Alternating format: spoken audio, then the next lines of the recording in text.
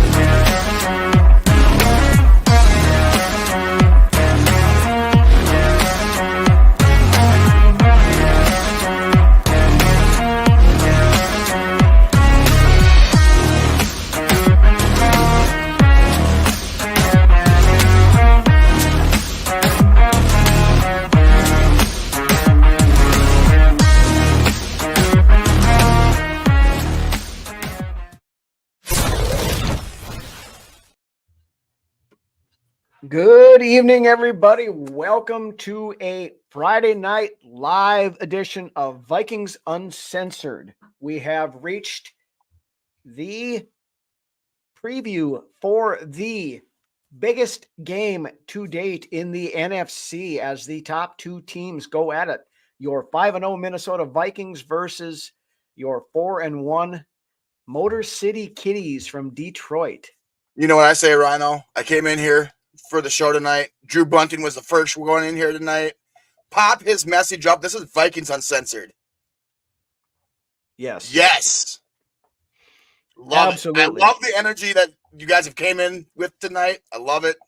Robert, Doc, Drew, Nick, salutations.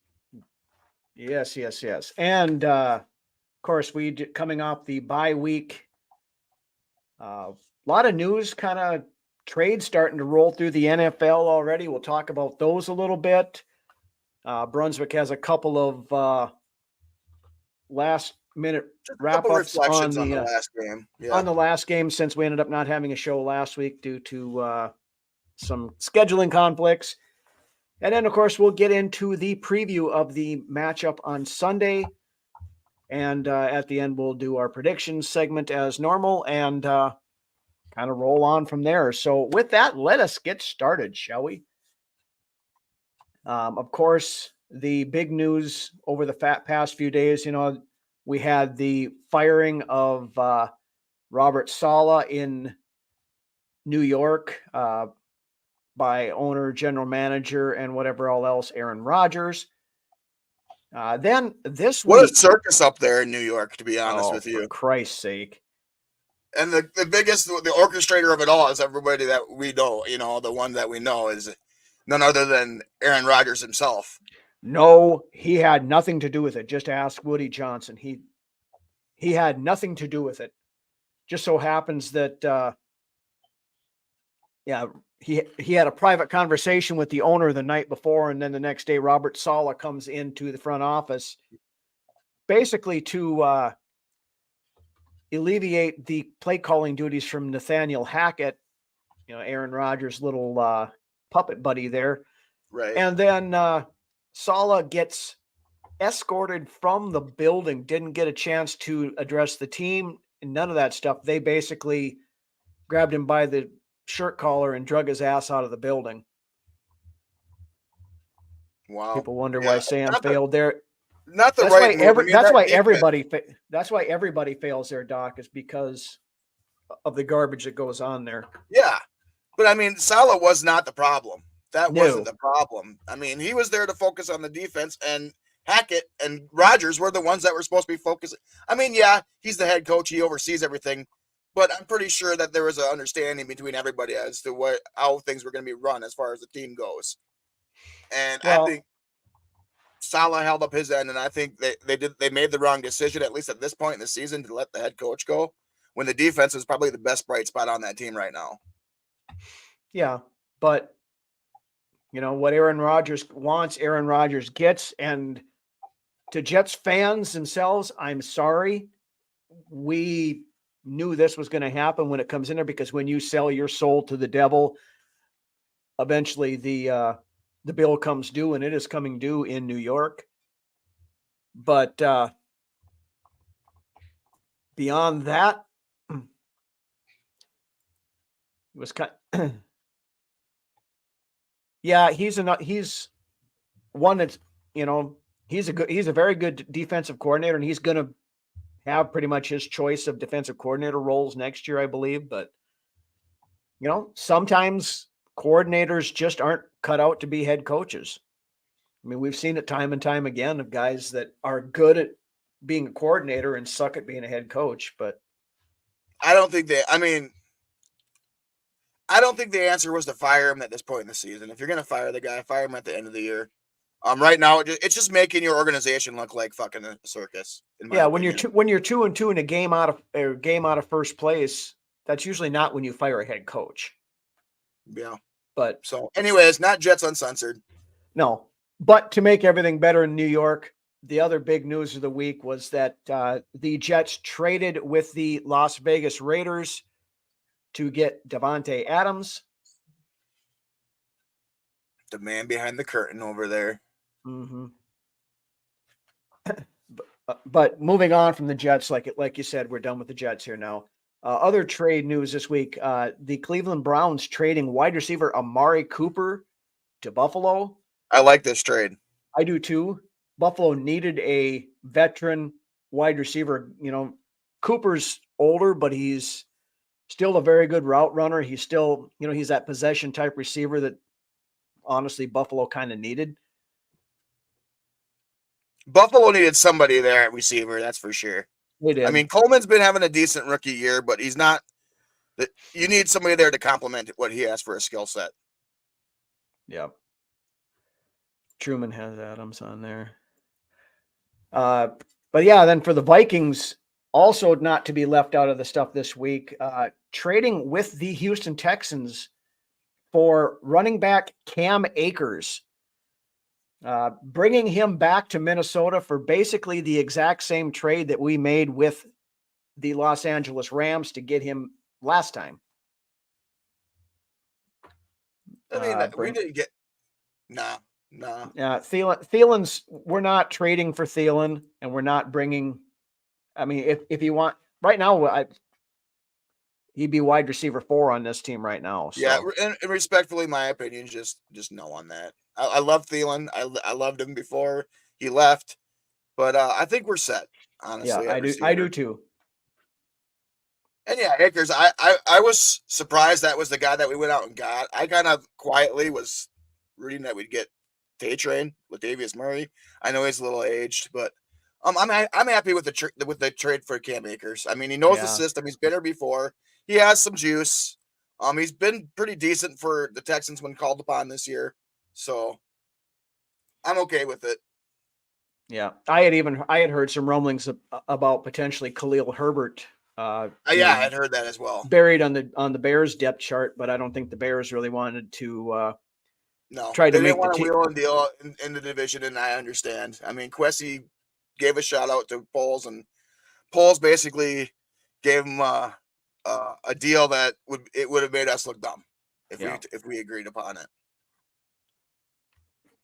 Yeah, I mean, and to Poles' credit, yeah, I wouldn't want, if we were looking up at a team in the NFC North and they called us wanting to make a trade for something, I would make it definitely worth our while if they were to accept it. So Cam Akers it is. Cam Akers returns. Now the biggest question is, how much will he play, and will his Achilles issues be a thing of the past? He's had 2 of them, so. And I don't really believe that this signing or trade has anything to do with the availability of Aaron Jones this weekend. I think it's because we legitimately needed depth in that running back room. I mean, through the first 5 games, it's been seen that depth, the true second, our spellback is not here in the room right now. And I love Ty Chandler, but he's just not producing. And when he does produce, they get called back by penalties. So I don't know. Yeah, I mean, Chandler has played well so far this year. I thought against the Jets, was probably his best game. The thing of it is against the Jets, and everybody's forgetting that, is that the Jets are a top 5 defense in this league. So that's part of the reason why stuff wasn't working as well as it has been. There's probably some other reasons along with that too, but it's something you have to take into account.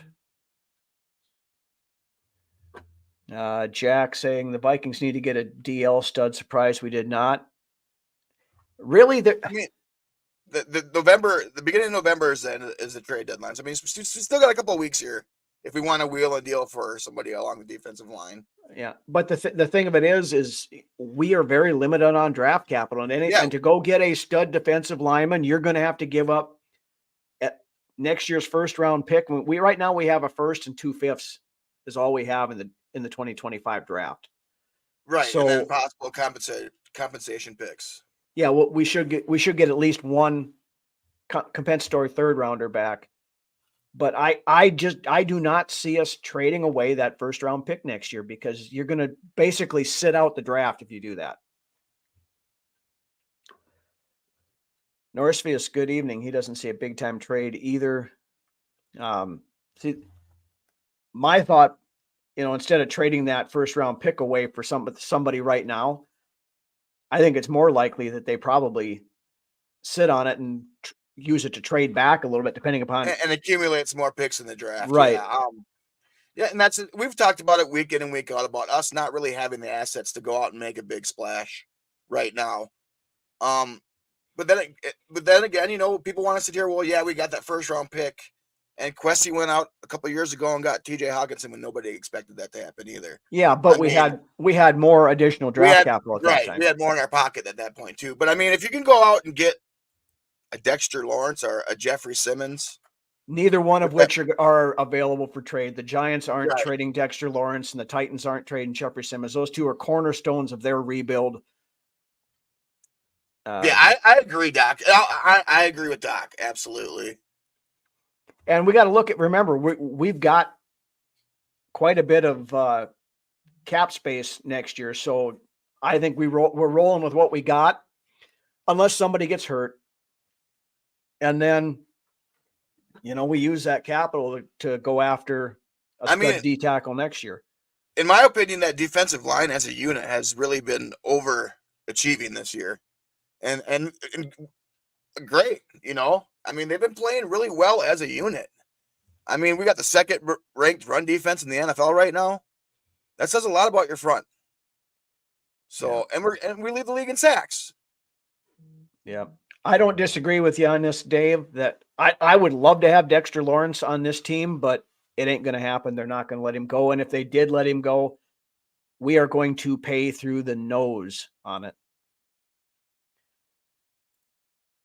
Jets are smart. They turned Devontae around and out the door to Kansas City for better picks than what they gave to Las Vegas. They could do that. I mean, I don't think they're going to, but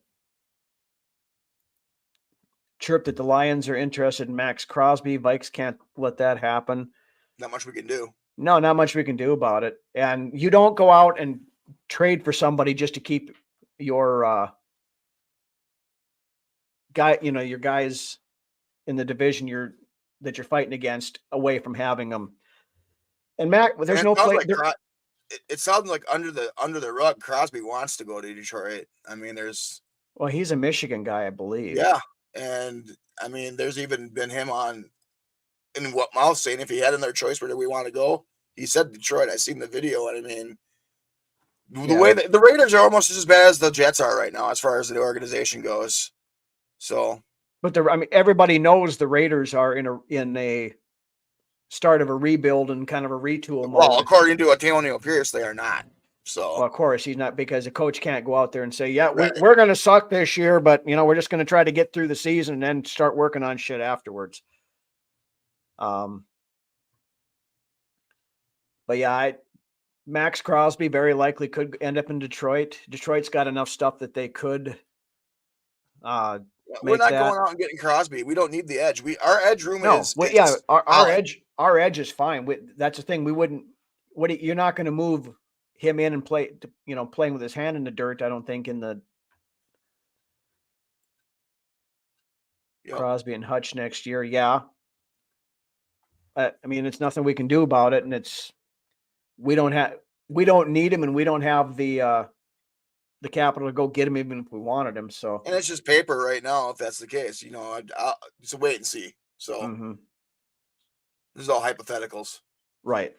But anyway, with that, why don't we kind of get off of that stuff and just focus roll on into what's going on right now.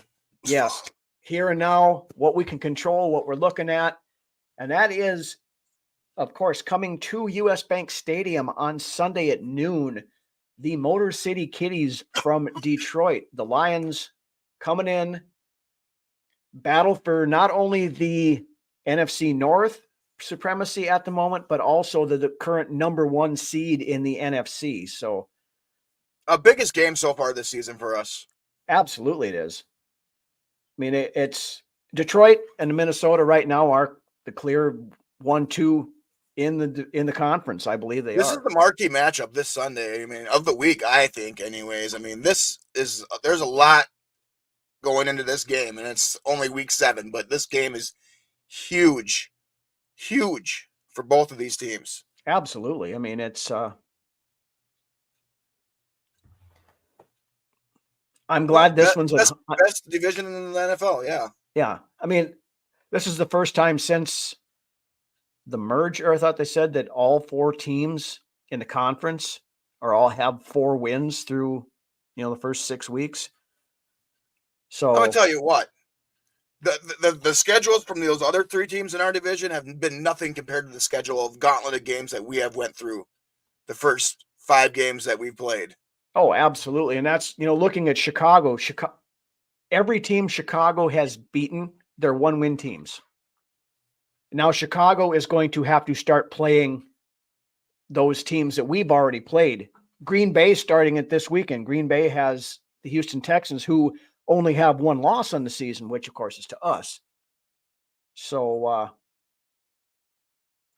Norrisvius with a very good point there. Crosby's the wrong type of edge for Flores' defense. That's absolutely. Chicago the funny thing is, going off of Robert's statement here, is that the schedules for the Bears, and what you were just saying previously too, Rhino, is the schedule for the Bears, Detroit, and Green Bay is the 5th toughest schedules coming up in the league, Yep. I mean, their schedules get much tougher. So, I mean, they're going to have to prove it like we had to prove it starting the year, and we're going to have to continue to prove it every week till the end of the season. Well, and that's the thing. Once we get past Detroit this week, then we end up we have the Rams, who are, a hurting mash unit right now. And it's set up perfectly for a trap game for us, I believe, that Rams game. Just looking ahead. Yeah, but then beyond that, we have Tennessee, we have Indianapolis, we have Atlanta. Well, Atlanta's decent. They're probably the toughest one. I think the Bears are after Indy. The Bears will be in there. Arizona is in there. Jacksonville is in there. So, I mean, we have a ton of winnable games. The path is there. We just need to pave it. The path is there. We just need to pave that path. Absolutely. But anyway, let's not look ahead too far right now. Let's look at the Detroit Lions this weekend. Injury report, couple of notables. Blake Cashman will not play this week. He's already been listed as out with a turf toe. That's a significant loss. So it will be Ivan Pace and Grugier Hill starting in the linebackers. Hill has played excellent, though, when called upon this year. Oh, absolutely.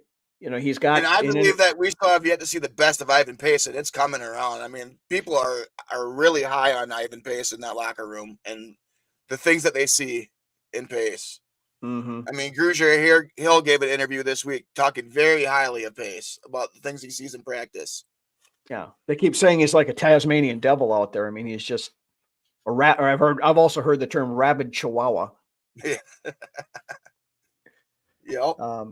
But yeah, the Blake Cashman injury is significant for that defense. I mean, he's been lights out the entire year so far. This one's probably even more significant, though. Caleb Evans also out.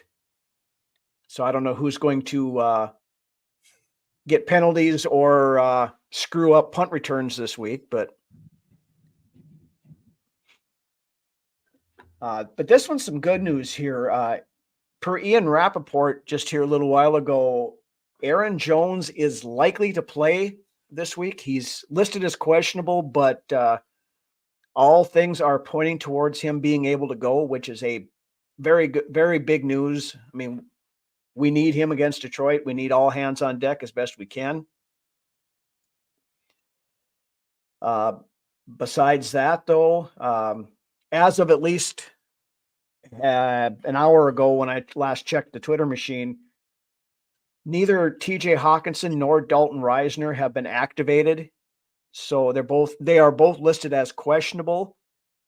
Now, from everything I'm hearing, TJ Hawkinson is probably not going. Well, I think I heard they said Jefferson kind of let it slip too in an interview that about Hawk's availability for this weekend, and words out of Jefferson's mouth is that he won't be playing this week, but we'll see. He said he should be here in the near future. Yeah, and ready to go. He was, Hawkinson was kind of non-committal yesterday when they had they interviewed him, but the hot rumor I heard now this afternoon, coming out from a couple of the Vikings beat writers, is that there is more than a decent possibility that Dalton Reisner could be activated and starting in place of Ed Ingram. I've heard Ingram is on a very, very short leash coming into this game, which, like you just mentioned, it might be Reisner starting, so we'll see. Well, and it's, when we're looking at probably going to have to throw the ball a little bit more this week because Detroit's run defense is very good. Reisner is a better pass blocker than Ingram is, and we've all seen Ingram has he's given up 72 pressures this year so far, I think. But Norsevis will get to that one just a second. But we'll find out tomorrow because I think they have noon tomorrow or maybe 3 p.m. I forget what the time frame is, but they would have to make that move tomorrow to activate Reisner. And if they activate him, I think he's probably playing.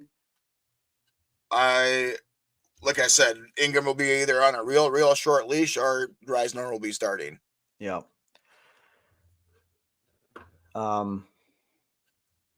Casey Tibbett, Jets is going to torch Terry and Arnold. Put that in your pipe and smoke it. Yeah. I'm looking forward to. I think this whole receiver unit's going to feast this weekend. Yeah. I think I see big days from both Jefferson and Addison. I think, and you throw some Naylor in there as well because, as we saw, Justin Jefferson has owned the Detroit Lions over his career. I think his average is over 120 some yards per game, 8 receptions, I believe, 17 yards per reception. I mean, the guy has just, basically. Rhino, regardless of those stats by Jefferson in this game, this offense needs to find its footing again. It does. It absolutely does. And I believe we're going to go in there and we're going to confuse Detroit's defense quite a bit. I think it's not just going to be Jefferson. I think they're going to come in there thinking that we're going to be forcing the ball to Jefferson. And watching some Vikings report this week, shout out and plug to those guys, Drew's and Ted's podcast, Chris Tunsis. They were betting on Addison having the best game of the season so far for this. This wide receiver. It would not surprise me one bit. And I still don't trust Detroit's secondary. Terry and Arnold, he's come in, but he's a rookie. And I've seen some of the stuff I have watched. He tends to get a little grabby at times. It's not those corners. Carlton Davis, depending on his availability for that game, is their best corner right now.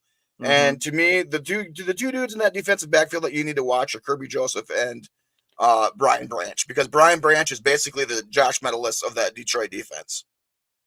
Yeah. Now Branch was on the injury report this week, but he did practice in full today, so he's likely good to go. Carlton Davis is still listed as questionable. They have it listed, I think, as a quad or something like that, but you have to remember last week against Dallas, he's the one that got his helmet knocked off and then kicked in the head by one of his own guys too. So yeah.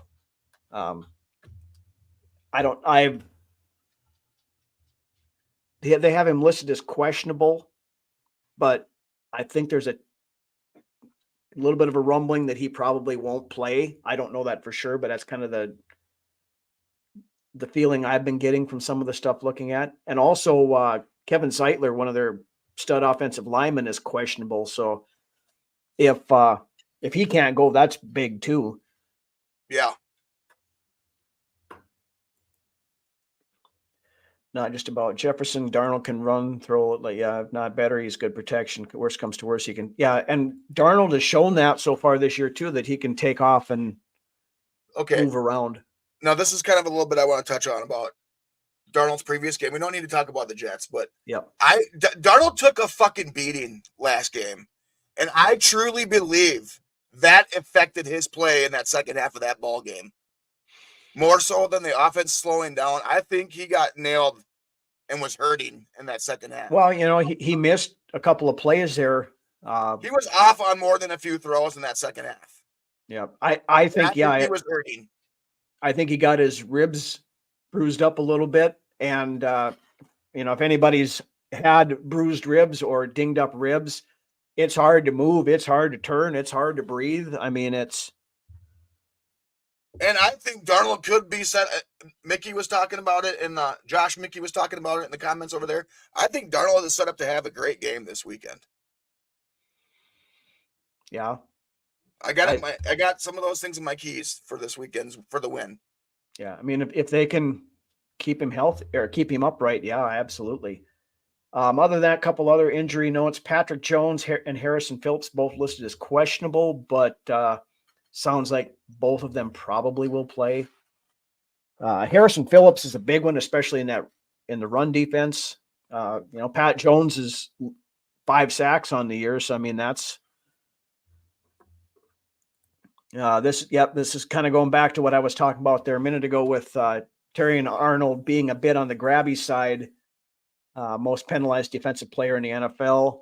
Now, I did see a little while ago that I forget which officiating crew we drew this week, but they said that crew has only thrown 6 defensive pass interference penalties the entire season. That's so wow. But I mean, it's saying a lot of if Sauce Gardner has to hold Jefferson the whole game for him to win his battles over there in New York. So it's going to be interesting to see how they call things here.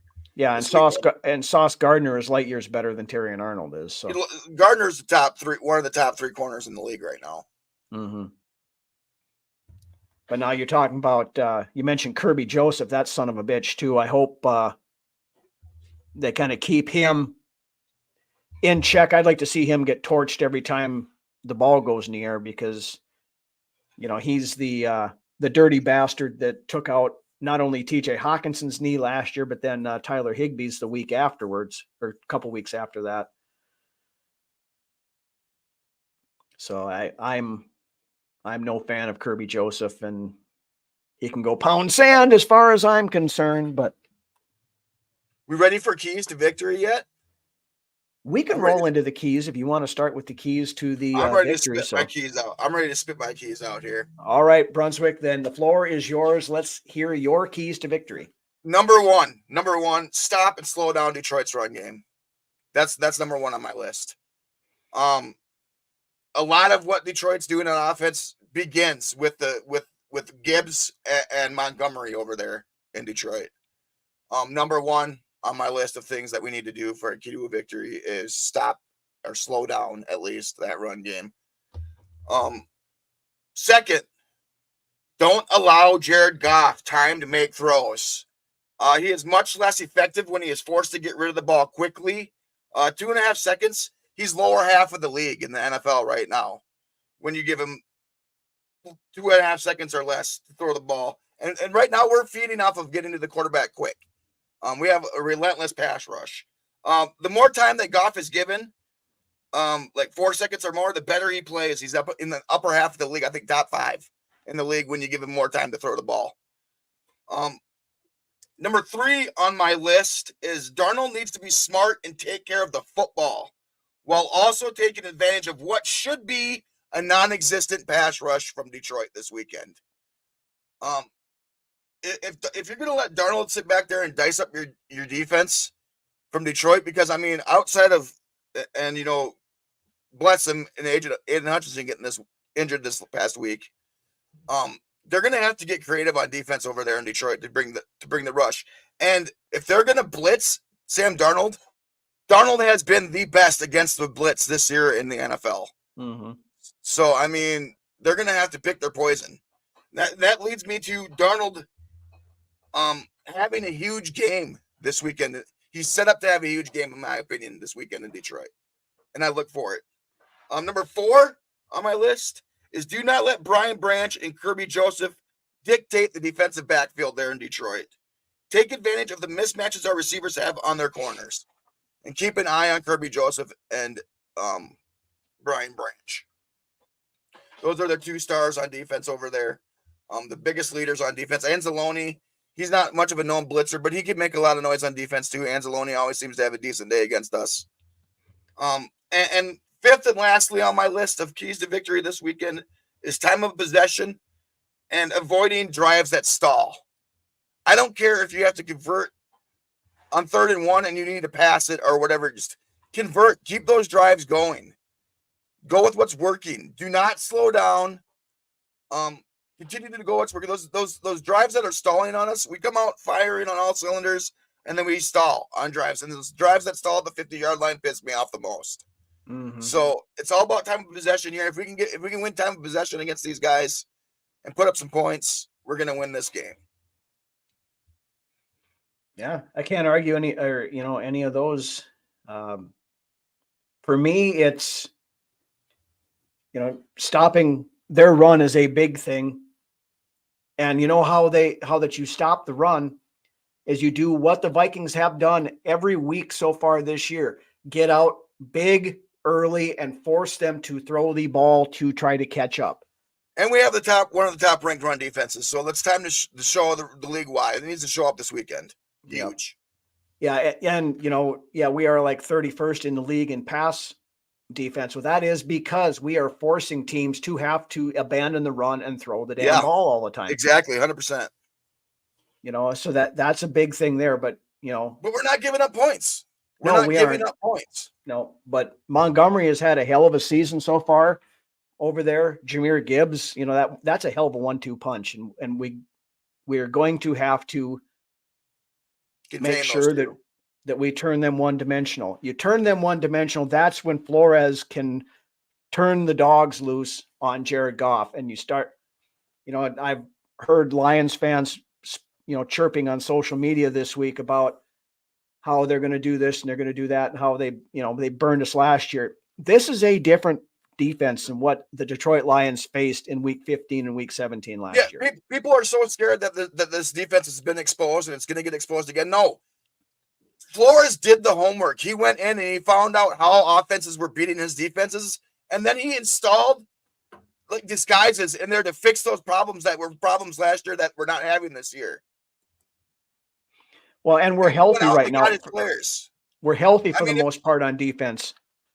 When we faced. If you want to read a great write-up on Flores' defense, go and read the write-up that Alec Lewis did this week on Flores and how he changed his defense from last year to this year, and it'll tell you everything you need to know. Mm-hmm. Now, again, one thing we need to remember, at the point where we played Detroit last year, we really didn't have a pass rush because the only person we had that was getting any kind of a rush was Danielle Hunter. It's a different story this week. We had a decent pass rush, but people weren't getting home like they're getting home this year. Yeah. The pressures were there. We just weren't getting home like we are this year and completing it. Right. But by the time we played Detroit, DJ Wanham was out. So our only true pass rusher was Danielle Hunter at that point in time. Yeah. The other guys were getting there, but they were getting there that half second late or, just missing on getting there to get sacks and get knockdowns and all that other stuff. This year we're getting those. And I think the confusion that Flores throws at these guys we're leading the league in interceptions right now. And I think they can make Goff throw at least one or two on Sunday, because you start doing some of this exotic stuff that they're not used to seeing. I mean, yeah, a lot of the stuff is out there on tape, but Flores comes up with different stuff every week for the opponent of the week. It's not right. The thing is Flores evolves his defense when he's not just sitting on his hands in his office and betting on himself and what he already has. His scheme changes and his scheme evolves, and it's showing this year. Absolutely, it is. Key number 2 for me is we have to establish the run. Now, Detroit has a good run defense. Now, again, we don't know what that front seven is going to look like now that Aiden Hutchinson is out. That's going to make a difference. And they still got some good guys up front there. Lee McNeil is very good in the middle. Yes, he's very underrated, I believe. Yeah. And he just got a contract extension this past week, I believe. So, rewarded for good play there. But Aaron Jones being back will be a big deal. How much he plays is up for some question here. But you get, it sounds like a hammy. I mean, yeah, because it started out, it was a hip, and then it went to then we're saying it was a hamstring on the injury report. But he said he felt it in warmups, over in London, and then it loosened up, so he thought he was fine. Then it tightened up during the game, and then this could be tricky. Hopefully, it's something that doesn't linger. Knock on wood. Yeah, the hammies can be tricky. Steven, yeah, we talked about this a little bit ago. Jones is trending to play. Sounds like as long as he doesn't have any setbacks, in the walkthrough tomorrow, that he probably will go. Hawkinson is most likely not. They haven't officially ruled him out yet, but it's sounding like he's not going to. Have not seen any gameplay with Darnold and Akers yet. Wonder about it. Cam is a bit. Yeah, and Akers is coming in. It's not like he has to learn the offense. He knows it already because he was here last year. And I don't foresee Akers fumbling pass plays. So, yeah, that is another thing that we need to remember about Mr. Chandler there. And Chandler's got good hands, but yeah, we had that one the other day, that last game that I don't know what the hell was going on there. And that drive was we were rolling. We can't be having. The one thing people don't realize is that we're just as bad turnovering the ball this year as we were last year in offense. Yeah, we're just a lot better. We're just a lot better at taking it away ourselves. Needs to stop. Yep. We need to quit turning the fucking ball over to the defense. And that brings me to my third point for keys to the victory. Don't turn the ball over, and don't shoot yourself in the foot with all the stupid penalties. We're at home. We got the crowd behind us. We should be the ones making them, like we did against Houston, where they had 4 straight procedure penalties, or. The worst thing is when you're rolling and you get down there in field goal range and then you turn the ball over. Yeah. Or you have a 10-yard holding penalty on a run where the running back is already past you, or is a block in the back. I guess that one was, but as good as we are playing, there are definitely some things that need to get polished. Yeah. We have to play smart on some of this stuff, and we haven't in certain instances. And so at least so far we've been able to overcome it. The defense has held up their end of the bargain and, held them either to field goals or kept them out of the end zone altogether. But as a team, we have to quit making the dumb mistakes. There's got to be more discipline, and we can't be turning the ball over, and we cannot be making these stupid penalties. We do that, and we are able to control the ball. We're going to be just fine. The next thing, don't sit there and do like we did against the Jets and try forcing the ball down the field on every damn play. There were, I don't know how many plays I watched where they were trying to, force it down to Jefferson or whoever streaking on the field, and they had 2 or 3 guys open underneath. It's a big example of how much we miss Hawkinson in this offense. Yeah, but you just got to sometimes just take what the defense is giving you. If they are covering them deep, You got somebody going across the middle, whether it be Johnny Munt, whether it be Aaron Jones, whether it be, one of the wide receivers running a little short curl route or something. See the entire field. We don't have the Randy ratio or the Justin ratio or whatever you want to call it. You don't have to force the ball to him. Yeah, you want to try to get it to him. And yes, he is more often than not going to come down with the ball if you get it there. But sometimes you just got to take the easy shot just to keep the ball moving, keep getting first downs, dink and dunk it down the field if you have to. Especially on those crucial drives where you need the time of possession, like I discussed earlier. Exactly. Yep. That was just a point I was going to make. Dink and dunk is how you keep time of possession, run the ball, get them biting up on that. Get play action working. You get a little bit of a running game going. Play action becomes much more effective, and then you can hit Justin over the top or Addison streaking down the sidelines, or on that 2-layered play that we've run a couple of times for Jalen Naylor to get a touchdown. Quit falling asleep in the second half. Yeah, absolutely. You gotta, just because you're going in at halftime up, 2 or 3 scores, keep it going. When you come back up, make adjustments. In KOC's time here as head coach, third quarter has not been nice to him. No, it really hasn't. And kind of piggybacking off of my point about the turnovers and stuff, at the end of the second quarter in both of the last 2 games against Green Bay and against the Jets, we have had something bad happen that completely turns the momentum around and gives the opposition life coming out of the half. I still believe in that Green Bay game, we had not muffed that punt that they ended up scoring to go 28-7. If we'd have held that ball, I still believe that they probably would have went to Malik Willis in the second half. Yeah, that's possible. Another big thing, that crowd there this weekend needs to keep that loudness like it was when I was there for the Texans. Take that and keep it at the level it was against the Texans. That home field advantage has got to be huge for us this year. I would love to be 8-0 at home. Absolutely it does. And that crowd at US Bank is, they've shown it this year already that they can be loud and they can affect the game. I said, against the Texans, they had 4 consecutive procedure penalties, whether it was a false start or illegal motions or something.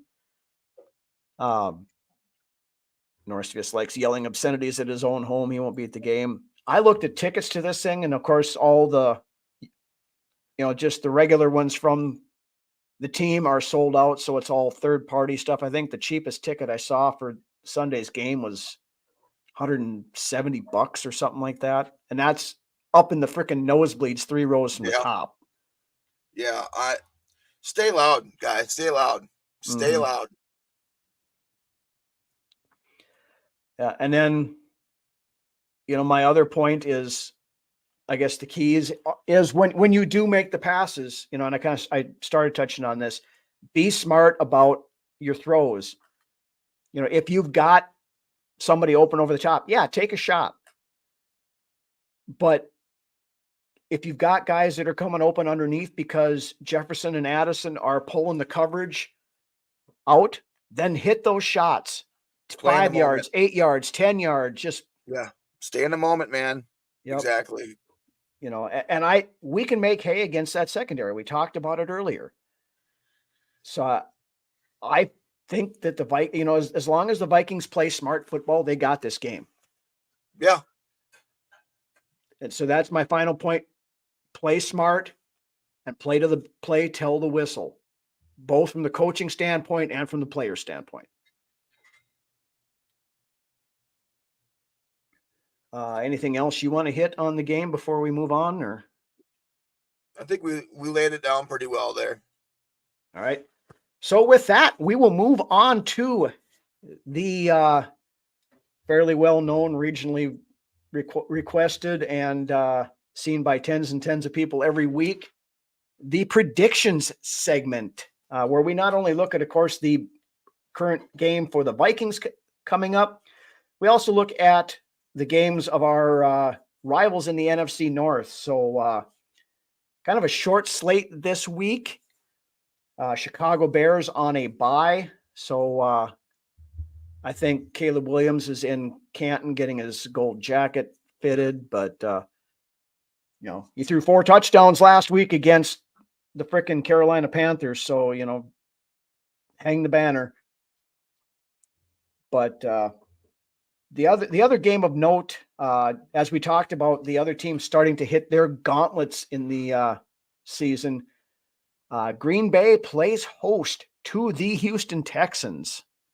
What do you think on that one there, Lance? It's another good game. It's going to be a good game. It's Green Bay. I don't like Green Bay. Houston's a good team. It's kind of a toss-up, but as much as I don't like Green Bay, I'm going to have to go with the Texans. The Texans can definitely win this game. It's a toss-up. Green Bay's, they're playing good. I'm still not completely sold on Jordan Love. Their schedule has been pretty soft up to this point. I'm going to go with the Texans in this game, but it should be what be made up to be a good game this weekend. Yeah, I like what Houston's doing. I think Houston is a good team, and I think they're playing better now than when we played them. It seems like it anyway.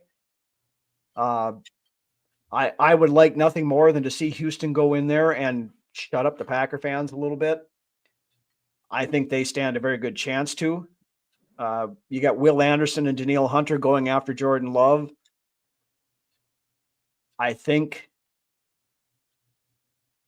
that they can go in there and they can do some damage. I'm on the same wave as you. I don't know that Jordan Love is what everybody thinks he is, or what they, are trying to project him to be yet. I think Houston goes in. I think Houston gets it done. Probably not going to be a blowout one way or the other, but 1-score game, could be 7-point game. So I'm picking Houston as well. Is it at Lambeau or is it in Houston? It's in Lambeau, yeah. Okay. And that could play into it a little bit, but the weather's supposed to be nice. Yeah, it's warm enough. Yeah. Now if it was Lambeau in December, then it would be a different story. But yeah, I think Houston can go in there and get a win. I'm going to go with the Houston as well there. Yep. All right. So then the only other NFC North game, of course, we have is the big one, Detroit coming here 12 noon on Sunday. What do you think there? We need to come out ready to play, not tired looking, ready for the moment. Build upon what we have already in this 5-0 start and continue to prove that we are the cream of the crop of the NFC and that we're the team to beat this year. I believe that this is Detroit's stiffest competition up into this season. I believe this game is being built up to us and what rightfully should be the biggest game of the season. But we have had a gauntlet of teams. I'm not saying overlook Detroit, but if we are who we are, then we should have no problem winning this game. I'm going to go with us winning. I would like to see us get the lead and hang on to it and continue to play great defense. I would love to see a 31-16 type of score. I don't think it's going to be that big of a stretch. I think it's going to be a close game. It's a divisional game. We're going to win. I'm going to say we're going to win, but I would like to see that score like a 31-16, but a W is a W. I'll take it anyway we can get it. Yeah. For me, this is a very important game, as important as they can be at this time of the season. The Minnesota Vikings win this game. They not only they basically have a 3-game lead on Detroit at that point in time because they will be up by 2 games plus have the tiebreaker. Also keeps us at the number 1 seed currently in the NFC. Now, if we lose to Detroit, that gets flipped. Detroit is now leading the NFC North, and Detroit would be the number 1 seed in the NFC. And that now, we're too early in the season to be talking about seeding yet, but you need to keep that in mind as you, as we go forward, because you can't get the number 1 seed if you start blowing games at this point in time. Now, Are the Minnesota Vikings going to go 17-0? Probably not. But I really do not want our first loss of the year to go against the Lions.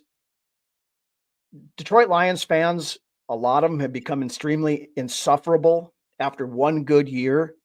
And I don't want to have to sit and listen to a bunch of them start chirping and spouting off for being the team that gives us our first L of the season. So the Vikings need to go out there. They need to start fast like they have in pretty much every game so far this year. Be smart with the ball, and we go out and we get a win on Sunday. I think it's something 23-17, somewhere in there. I think somewhere around that. I feel like I've been waiting a long time for this game to come. I've been really counting down the days, especially this past week, the closer we get to the game. Yeah, Gary's kind of echoing the point there. Hold serve with home games against the NFC North. Yeah, you should not lose at home if you are a true contender in this division, in this conference. So this is only our second division game, so we got a lot to go on here, but let's get it on the right foot. Let's knock Detroit down. A 2-game lead at this point in the season with the schedule that they've got coming up and with the schedule that we've got coming up is huge. And continuing to roll, especially with the schedule that we got coming up, would be huge. Mm-hmm. So yeah, with that, I'm going to say Vikings take this and we go to 6-0. With that, you got anything else you want to hit, or? I think we covered it pretty well this week. Yeah, I think so too. Anybody else got anything in the chat that wants to be discussed before we call it a night? Doc's bar tab is going to be huge for that time of day. Hopefully it's celebratory drinks and not because we are chewing on our fingernails for the second half. But yeah, so with that, that's about all we've got for this week. All I can say is any of you that are going to the game on Sunday, be loud, be vocal, affect that game like the crowd can do in that place, and it has already done this year. We can go out, we can do this. This team needs to go out and put the league on notice and say that we are, if we go out and lay an egg against Detroit, all the narratives that all the national media and everything else are going to come out and they're going to say, see, we told you the Vikings are, they're fake, they're frauds, they're whatever. No, you go out there and you stomp a mud hole in Detroit, then they have to pay attention to us. I agree. And Kansas City has a big matchup this week too. Yeah, they got San Francisco. So, I mean, at the end of the week, we could be sitting on top of our own hill. Yeah. Looking down. And let's hope that that's the way things go. And I said, if they go out and play smart and come out with some fire and get out on and like they have been, there's no reason why we can't win this game and no reason why we shouldn't win this game. So, but with that, want to thank everybody for joining in the chat. As always, great discussions, great topics like you guys bring every week. We really appreciate you guys joining every week and coming with the comments and coming with the discussion. Makes these live shows a lot more fun. Shout out to the Filipino fan club, as always, watching halfway around the world. We've got people that are watching in Australia. We've had South America. We've had Europe. We're worldwide and we love it. We want to keep this coming, keep doing more and bigger stuff for you guys. So if you haven't done so, hit the subscribe button on YouTube. Hit the like on Facebook. Give it a thumbs up before you leave the show here. Hit the bell so that you never miss an episode as we come out. Next week, Rhinos Rants, normal time on Monday night, and then the VU studio show will be next Saturday night at 7:00. So, but with that, why don't you take us home, Lance? Gosh, these fleeting thoughts I get and I forget. But I seen something on Vikings Report again this week that kind of struck a chord with me, and The special teams unit needs some work outside of Ryan Wright, who's had a pretty decent season, and Will Richard. But as far as punt returns go, we haven't had a decent punt returner since Marcus Sherrills was here. And I can't really recollect how far back that was, but we're talking almost a decade ago. Our punt return game has been horrible. Nick Wright is an ass clown. Yes, he is. I mean, and then the punt coverage, and that has been really bad as well this year. There's some little spots on the special teams outside of the two people that kicked the ball that have been questionable for me. That needs to be polished a little bit. And then another thing I heard this week on Bumper to Bumper with Barrero was coining Flores' defense as the Flonami. I thought that was I heard that. Yeah, I thought that was pretty good too. I wish I could remember what I was going to talk about before that, but I cannot remember. It was a fleeting thought. But with that being said, we'll see you all next Saturday on the next episode. Skull. Have a good weekend, everybody.